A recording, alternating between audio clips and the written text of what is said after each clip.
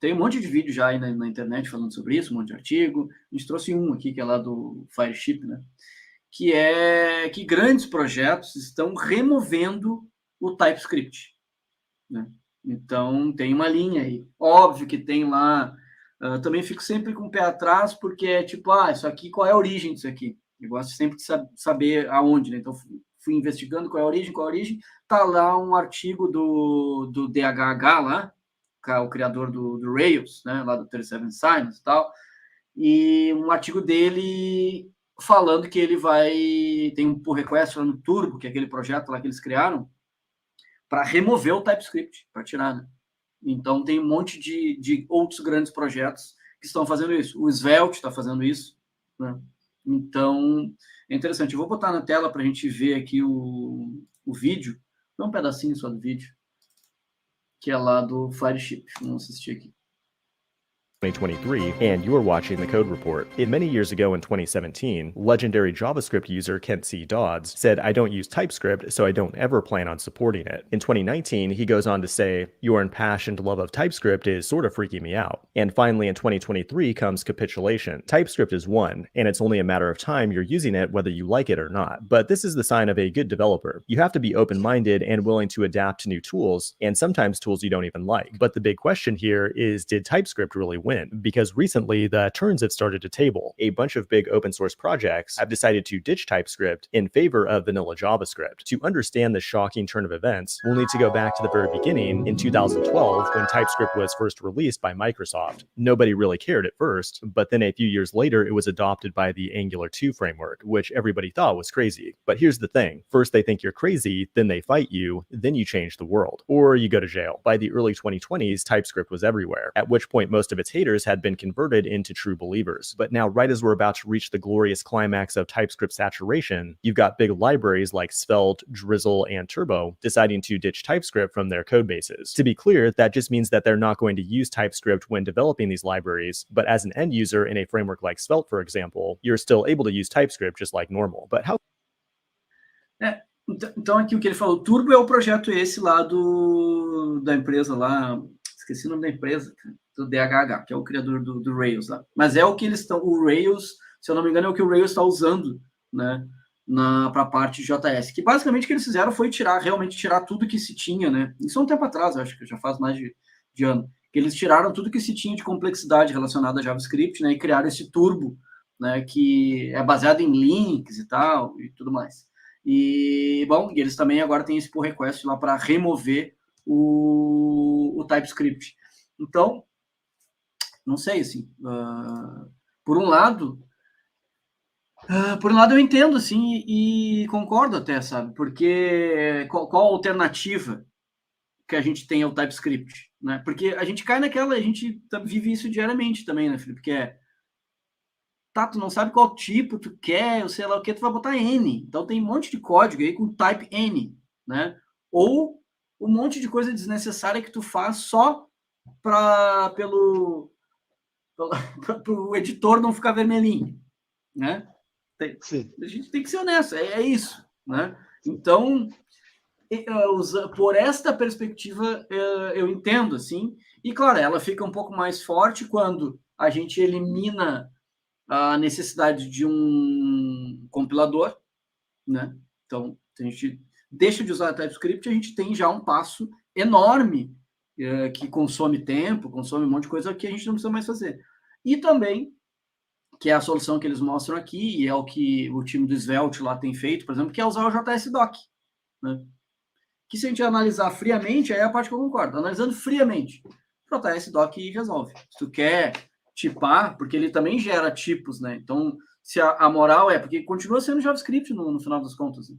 Se a moral é tu validar tipos, o JS-Doc vai fazer isso, né? Não precisa ter um compilador, ter todo um superset de uma linguagem para fazer.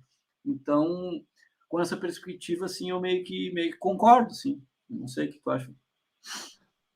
Eu tenho um relacionamento meio turbulento com o TypeScript, mas eu admiro, acho legal, e eu acho importante, em especial em alguns casos, quando tem a parte de comunicação, camada de comunicação. Mas quando tu tá trabalhando com uma coisa que é mais interna, uma das coisas que eu acho mais legais no JavaScript, e também curtia muito no PHP, era a liberdade. Porque se eu estou resolvendo uma coisa que é complexa, estou bolando um algoritmo complexo ali, eu não quero me preocupar com o tipo. Eu quero que o negócio primeiro funcione. Então, enquanto eu estou resolvendo o problema, eu não quero um monte de linha sublinhada para mim reclamando que eu não disse um tipo, ou que eu disse um tipo N. Estou pensando, eu estou resolvendo ainda. Depois que eu terminar e resolver o problema, que é difícil de resolver, aí eu me preocupo, tá? É assim que vai funcionar. Enquanto eu estou fazendo, eu não quero ter que ficar me preocupando com isso. Então tem algumas coisas que eu acho muito chatas e não só perde o tempo, como atrapalha a linha de raciocínio. Se tu está resolvendo uma coisa que é mais elaborada, assim, atrapalha a linha de raciocínio, sabe? Porque tu está montando uma API que tu ainda não sabe exatamente o que tu vai receber. Então tu está criando os padrões ali na hora. Daqui a pouco tu muda, daqui a pouco tu adapta, né? Até tu realmente ter um redondinho. E aí até lá o negócio começa a te criticar, começa a te cutucar, assim, não, isso aqui tá errado. Não tá errado, eu tô pensando ainda, calma. Então, isso às vezes é meio irritante, assim, né? E agora, formalizei alguma coisa, ou daqui para lá é da porta para fora, é uma comunicação, é uma API, sei lá o que, é uma lib. Aí eu acho bem importante realmente, né? Mas como tu disse, o JS-Doc resolve isso, né? Então, friamente falando, o JS vai resolver isso aí. Tanto para os hints do editor, né, quando tá escrevendo, quanto na documentação, quanto na comunicação de quem importa, etc. Então, realmente, né, tu não precisa ir tão longe assim.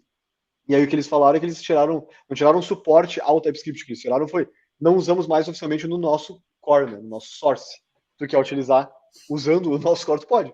Né, só que a gente não utiliza mais aqui para desenvolvimento, o que inclusive deve até, acredito eu, agilizar na hora de receber mais pull requests ou coisa assim, acaba talvez ajudando nesse sentido, né? E até no vídeo ele comenta, inclusive, né, que muitas vezes tu te vê obrigado a usar o N, ou tu não usa o N só porque o teu chefe vai te xingar. E daí tu perde meia hora tentando descobrir o que eu boto no lugar desse N aqui, ou boto um monte de pipes, né? Separar, pode ser isso, aquilo, ou aquele outro, tá? Mas. então é quase um N, né? Então realmente acaba sendo meio que placebo às vezes, assim, né? Mas tem casos realmente, em especial na parte da comunicação, que ajuda muito. E eu acabo usando muitas vezes o transpilador lá, o TSC, porque ele já vem com várias coisas pré-configuradas muito fáceis. Então tu consegue usar ele como transpilador, tira o strict e usa no JS, ele faz um monte de trabalho para ti, né? De questão de transpilar e daí tu opta por usar, né, a parte dos tipos se tu quiser. Então às vezes é mais fácil para buildar coisas, né? Mas como a gente está falando aqui sobre caminhar na direção de quem sabe parar de usar transpiladores, acho conveniente sim ter esse tipo de coisa em mente. Até porque o JavaScript está bem imaduro, né? Também tem isso, né? O fato do JavaScript ter amadurecido, tá uma linguagem bem, né, robusta aí, talvez justifique, né? O Felipe que aqui mandou que já foi mergeado, então, o que a gente mostrou ali, né, do pull request lá no Turbo, né? O Uriel comentou que o TS virou quase uma seita, né? Que a pessoa lá tirou do projeto e um monte de gente que nunca usou o projeto ficou reclamando. Então, tipo, por quê, né? Que mais? O Rafa falou que tem que admitir que o TypeScript já salvou ele de treta quando atualiza a dependência com o Dependabot. Não consegue mais criticar para lidar com código legado. Faz sentido. E o Joe comentou aqui, concordo bastante, que o meu maior receio é o quanto as pessoas seguem pessoas como o DHH cegamente, né? Sem se questionar se aquilo é o melhor para a comunidade ou apenas o melhor para o mundo dele. Esse é um ponto importante, Joe, que eu concordo bastante, assim, que é o meu receio do início ali, essas duas visões. Assim, tecnicamente eu entendo os argumentos e concordo bastante, mas eu fico com o pé atrás quando é uma coisa assim, né? Porque já com a gente isso já aconteceu, não só com DHH, mas com com várias outras pessoas aí que são influentes no mundo da tecnologia, principalmente aí de empresas de consultoria, né, de tecnologia, ou que tem um produto super relevante no Vale do Silício, sei lá onde, e isso meio que acontece, e é meio que um padrão, na verdade, né, que é uma maneira de tu empurrar certa tendência meio que à força por conta da influência. Né? Então, concordo, tem que olhar com cuidado, sim. Tá usando TypeScript, está funcionando, o time inteiro já sabe, não está dando grandes problemas e está dando mais benefício, cara, segue usando TypeScript, né? Ou até projetos diferentes, né? Tem projetos com... Eu até não gosto muito de dizer, vamos tirar o TypeScript aqui do projeto. Tipo, não tem um gargalo em cima disso, para os projetos que a gente faz aqui, por exemplo, na N2, não tem nenhum gargalo que seja o TypeScript. TypeScript não é problema.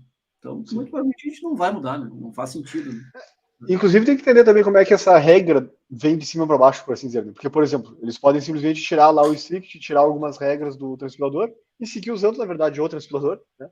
E aí o que tinha em TypeScript segue funcionando, mas a instrução é, podem criar aqui seus scripts sem types, né? e vamos seguir assim. Não está mais exigido, ou não é mais para usar e ponto final. Então, tipo, tiramos o transpilador, se tu tentar mandar a coisa em TS, não vai funcionar. Entendeu qual é o nível, né, que eles estão botando essa regra, assim. É verdade. Outro comentário do Diogo aqui. Às vezes gasta meia hora a mais para definir um tipo certinho e isso economiza o tempo de várias outras pessoas no futuro, né, de terem que debugar para entender quais os possíveis valores e tal. Isso sim, tecnicamente, né, pensando na tipagem, é verdade, mas é o que a gente comentou. Isso pode ser feito com o JS-Doc também, né? Não se tem a necessidade, né? Então, se a gente analisar friamente, é melhor um comentário ou todo um novo superset da linguagem e transpilador, compilador, e todo um ecossistema novo, se é para fazer só isso. Aí eu concordo que, tecnicamente, uma estrutura como o JS-Doc, que existe há muito tempo, resolve, né? Claro que o TypeScript não é só isso, né? Tem mais um monte de coisa aí que tornou ele super relevante, né? Como ele é hoje, né? Mas eu acho que é, como tudo, né? Caso a caso, aí vai depender do projeto. Sim, sim.